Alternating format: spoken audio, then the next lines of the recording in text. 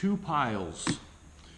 From this big pile of parts, we're going to save the main brain, the EV3, the two large motors, and our two cords.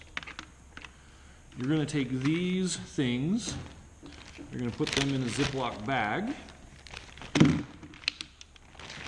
and when you come see me, I'm going to give you your third motor, the medium motor. That's going to go in here as well. Everything else is going to go in another empty Ziploc bag.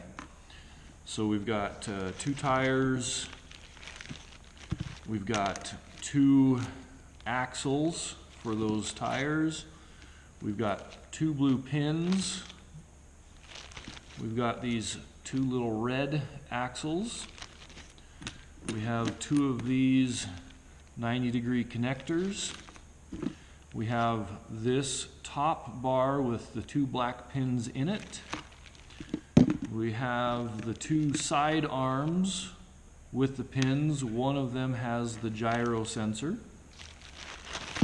We have the sensor bar that has all the sensors and cords, and the arm, everything's still attached. That's going to go in here. And we have our rear crazy wheel.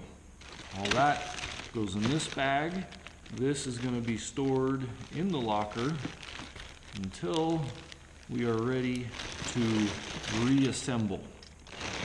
Okay, now this bag, when you've got this, now you're ready to start building. You can use the bag from the boxes of Legos we start collecting. Put the pieces in your bag so they're not falling on the floor. If you hear pieces